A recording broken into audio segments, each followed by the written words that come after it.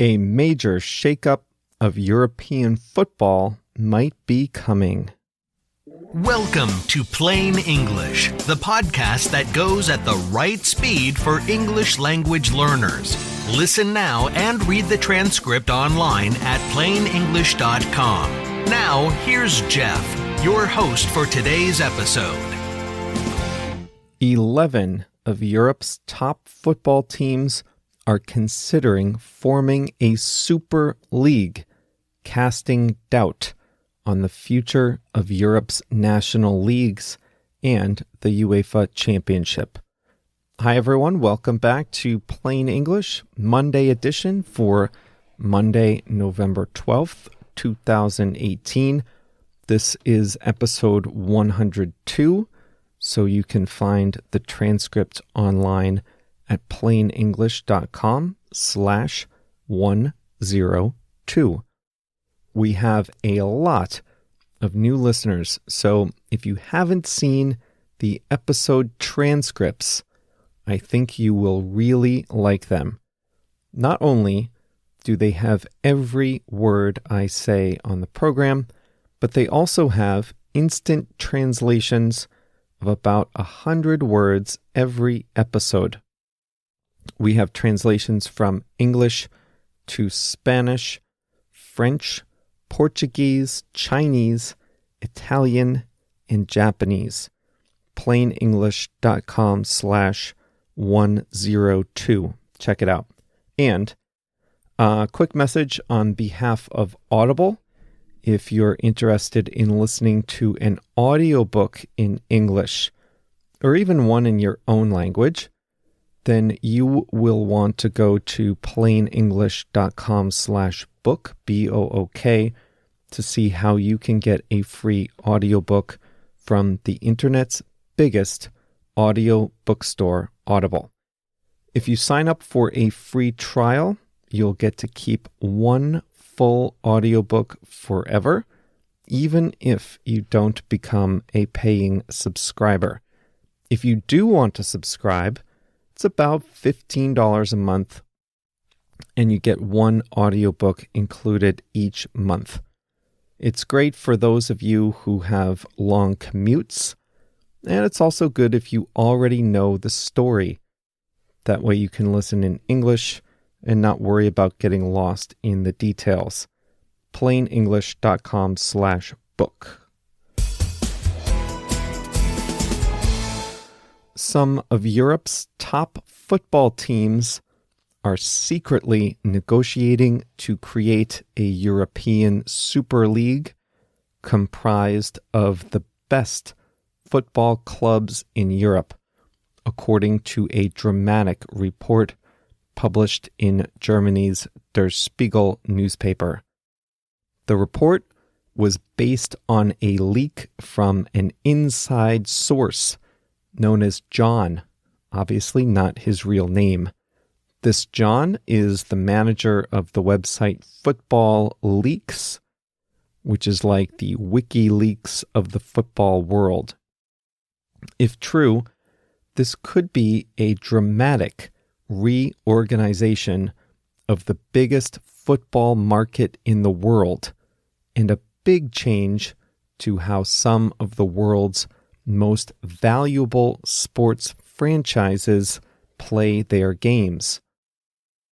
According to the report, and remember, this is all based on an unauthorized leak at this point, so it's not for sure, but according to the report, the new Super League would consist of 11 of Europe's top football clubs, plus 5 invited guests. The 11 founding clubs would not be subject to relegation, the common practice in Europe by which a losing team is dropped from the top league. That would not be a feature of the new league, as the 11 founding teams would be guaranteed a spot for 20 years. The league would also invite 5 guest teams at the beginning but they would not have the same guarantees. The leaked reports said that the league could be operational by 2021. It's not clear right now how this new Super League might fit into the fabric of the existing way football is played in Europe. Right now, all of Europe's biggest teams play in national leagues. For example, Manchester United plays in the English Premier League. Real Madrid plays in La Liga, the league in Spain. Bayern plays in the Bundesliga, Germany's national league, and so on. Each league has its own season, in which the teams play mostly within their own countries. In addition, the best teams across Europe play in a tournament called the UEFA Champions League tournament, essentially the highest football prize in Europe. But the result of this setup is that the very best teams don't play each other all that often. In La Liga, for example, there are two excellent teams, Real Madrid and Barcelona. But the rest of the league is not as good.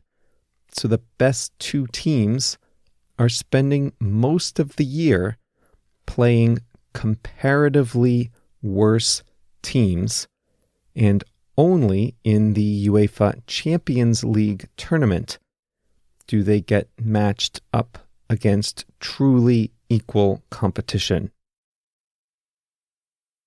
So how would a new Super League fit into this format?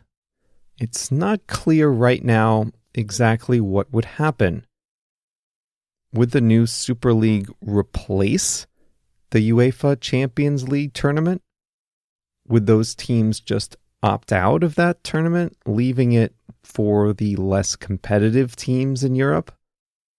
Would they stay in their country leagues, leave their country leagues entirely, or try to play a limited schedule within their own countries to concentrate on their Super League matchups? These are all open questions, but one thing is for sure. There would have to be some big changes in European football if this happens. Is this a good thing or not? Let me try to offer my truly neutral point of view. And I mean neutral since I don't follow soccer, or as I'm calling it in this episode, football.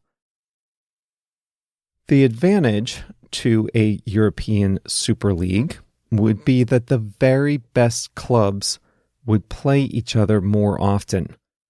That means the competition would be more even, and the fans would see more competitive games, more evenly matched games, where the world's very best stars compete against each other more frequently.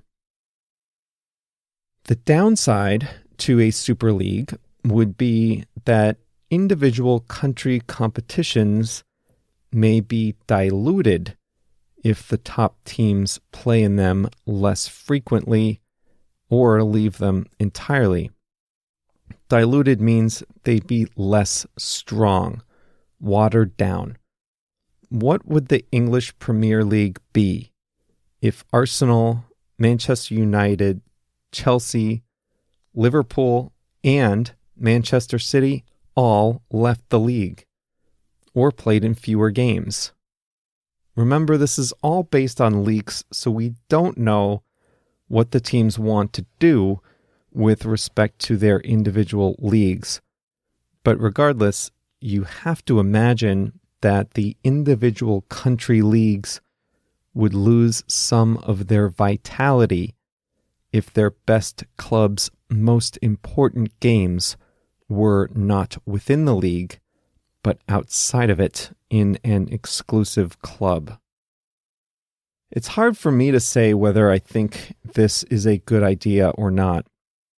You have to imagine this is driven by a desire for big global television contracts for this proposed super league, and it would come at the expense of the national leagues. More frequent head-to-head matchups of the continent's best clubs mean higher television ratings and more sellout games, both of which would be good for football at the very highest level. The question now is the world lacking for good football matchups as it is? Would it really be worth damaging the individual country leagues just to squeeze out some more big marquee matchups? Remember, the more the big teams play each other, the less special each individual matchup would be. The teams that are considering leaving, according to the leaks, are the Premier League teams I mentioned a second ago, plus Italy's AC Milan and Juventus, Spain's Real Madrid and Barcelona, Germany's Bayern Munich, and France's Paris Saint-Germain. The leaked report in Der Spiegel is from this one individual who says he is not a hacker. The German newspaper shared the information it reviewed with the Reuters news agency, London's Sunday Times, and Spain's El Mundo. Over 80 journalists from 15 news agencies reviewed the documents provided by the confidential source. Yeah, like I said, I'm not really a football fan, so I'm not sure what to think about all of this. I kind of think that they have a pretty good thing going right now. It would be quite risky to change everything now. It might be a case where the best clubs with the highest paid stars continue to get richer while the other teams struggle to maintain their relevance. But let me know what you think, especially if you read the Der Spiegel report or follow European football. My email address is Jeff, Jeff, @plainenglish.com. And you can also find us on Facebook and Twitter with the username Plain English Pod. All right, time to say hello to a few listeners. Elsa is listening from Taiwan and studying for the IELTS exam. I bet you have lots of company in this audience. That's an important test, and we wish you the best of luck. Leandro is a pilot in Brazil, and he commutes an hour and a half to get to work in Sao Paulo. Ouch. Good thing he has some good English entertainment to keep him company on Mondays and Thursdays, right? He said he listens to a lot of podcasts, which is great to hear. Mario from Fortaleza, Brazil, recently finished his PhD in water treatment and management. Rodrigo is a doctor from Sao Paulo. Paulina is in HR, human resources, in the Mexican state of Aguascalientes. Big hello, and thanks to all of you for listening. One more listener is probably by now in New Zealand. Wow. That would be Malgorzata from Warsaw, Poland. She wrote me a lovely note saying she listens all the time and just really likes the pace of the program, and she starts repeating things out loud after I say them. That's a good way to gain some confidence with your speech. Malgorzata is going to New Zealand for work, and she will be installing a big landscape exhibition there. So thanks for your kind note, and good luck in New Zealand. The phrase I'd like to concentrate on today is at the expense of. I'm worried that if the top clubs from a European Super League, if they get together, they will get bigger television contracts and better matchups, but their success would come at the expense of smaller teams in the individual leagues. I'm worried that the big, rich teams would get bigger and richer, but the smaller teams would suffer as a consequence. And that's what at the expense of means. We usually think of expenses as being something you pay. But in this case, it's about who's the loser in a situation. The big teams might get richer at the expense of the national leagues. Those individual country leagues would suffer while the biggest teams prosper. You want to use at the expense of when you say that one party is doing well, but only if and only because another party loses out. In the United States today, online retailers, big and small, are doing very well at the expense of traditional department stores, which are going out of business. That means the online retailers are doing very well, but their success is causing harm to traditional stores. Their success comes at the expense of traditional retailers. Here's a similar example.